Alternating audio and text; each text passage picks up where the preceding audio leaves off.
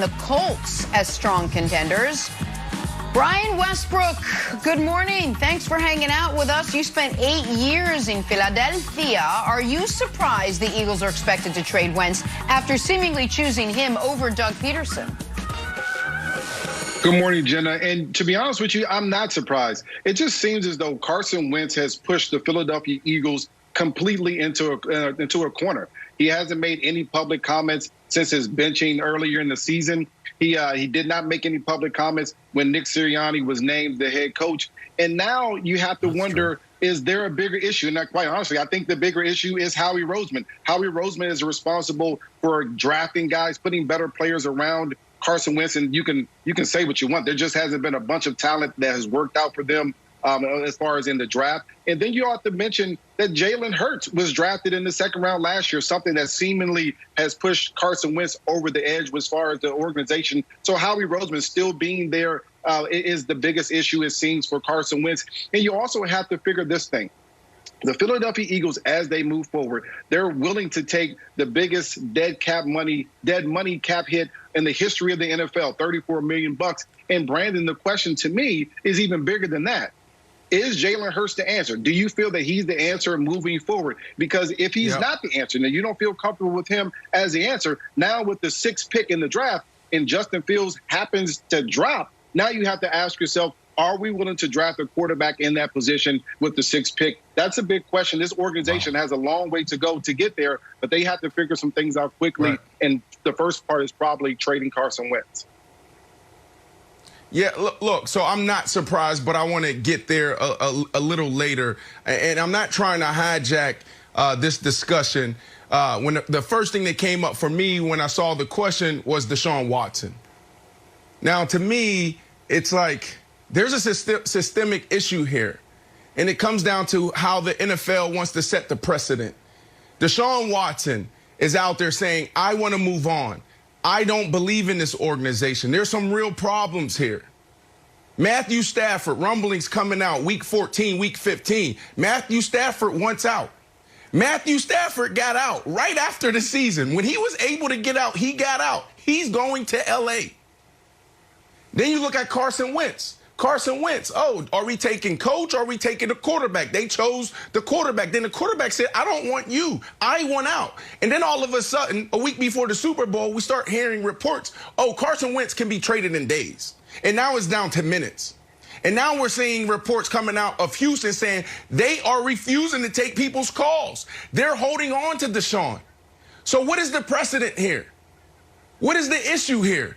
It seems to me like there's this power play. Oh, Deshaun Watson, you want out, but we like you as the player. We're going to keep you here. Brett Favre comes out, and Brett Favre says, you know what? You're getting paid. Just be quiet and just do your job. Where's Brett Favre now? Nick, that's something that you talked about off camera, you know, in our production meeting. So it seems like the precedent has been set, but we're playing different sides of the fence of who we want to give power to. So Carson Wentz, am I surprised? I'm absolutely not surprised. You go back to the Philly voice 2 years ago, and there's a couple things that they talked about. He's selfish, uncompromising, and he's playing favorites. That's absolutely true. I was still playing in the National Football League when this stuff was happening, and I had buddies on that team, on the defensive side, the offensive side, and that was some of the things that they talked about. So I'm not surprised that he won out. We can highlight some of the things on the field. We can correct that. But what you can't correct is, are you relatable in the locker room? Do guys want to play for you? Do that whole playing favorites thing? That can divide a team. That can divide an offense. So Carson Wentz, there's no doubt in my mind the type of person he is, that he can get the job done if he gets a fresh start somewhere else. But he has to lean into, how do I become a better leader, and how do I meet people where they're at and lead all, and not just my guys here or there. But I like Carson Wentz, but there's some work he needs to do to take it to a whole nother level, Nick. So, Brandon, there's a lot there. So let me try to, in a little scattershot, address it all. Clearly and obviously, the way certain media and certain former players react to what is called a trade demand, or if it's called a trade request, has to do with a lot of things that it should have nothing to do with. The fact that Carson Wentz gets to request a trade and Deshaun Watson is demanding a trade and holding the franchise hostage and is told to shut up and play, that is a bigger issue, but it's almost separate from this specific issue, if you will. I think what hurts Deshaun, in addition to who you want to give power to, is Deshaun's too good for his own good. I think Deshaun is such a great player. The Texans are hesitant that you could ever come up with a package good enough for him. So there's that part of it. The other part that's going on with the Wentz thing is this nonsense that he could be traded for 2 first-round picks. The chances of that are 0%. It is the same chances of whatever team trades for him signing Brian Westbrook to be his running back. This might sound like a decent idea. It ain't happening. There's no Sounds like chance. a great idea to me. In fact, I would rather have Brian Westbrook as my starting running back in 2021 than give up 2 first-round picks for Carson Wentz. So that's not going to happen. The idea, well, Stafford, there was 2 first-round picks and golf. It's insanity. It's total abject insanity. Now, the question that I have, and I want to throw it back to Brian, is this. If you trade for Carson Wentz, who are you getting? Because I want to show you something. Everyone talks about the MVP year when he didn't even win MVP. Carson Wentz, he's the memorial MVP winner that never won an MVP. He and Russell Wilson, the memorial I've never gotten an MVP vote, can all maybe commiserate together. But show me Carson Wentz's numbers that year, and then show me everything else he's done in his career. It's one magical season, and then the rest of the career. And folks believe that magical season is duplicable. Well, can we show another Philly quarterback who once upon a time had a magical season? Nick Foles. Yeah. And then the rest of the career looks pretty damn mediocre. Brian, what do you think is the outlier? Do you think the outlier is the MVP level play? Or the outlier is, because he wasn't bad in 18 and 19, he just wasn't MVP level. No. Is the outlier the near MVP, or is the outlier the horrid season we just saw?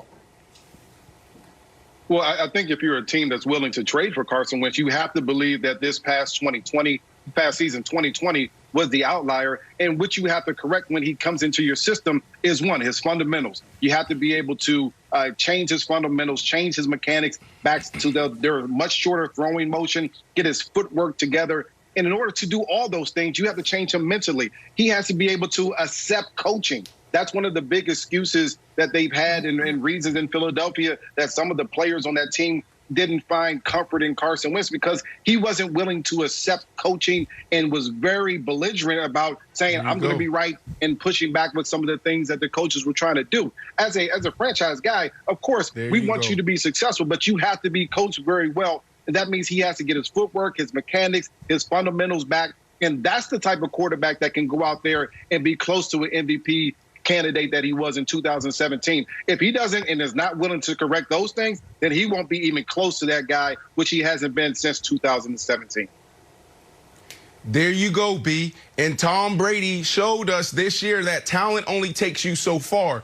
Tom Brady didn't lead this team to a Super Bowl and win Super Bowl 55 because Tom Brady is the same quarterback 20 years ago physically. Tom Brady led this team off of his leadership. He led his team off of being able to not be selfish and uncompromising and playing favorites. You go back to that Philly voice. So everything you said is spot on. That's where you need to thrive as a quarterback. Talent only takes you so far. If he can lean into this, and he's more than capable of doing it, then he could get back to the MVP level. But if guys in the locker room don't like you, if guys in the locker room don't want to play with you, then you're going to have the same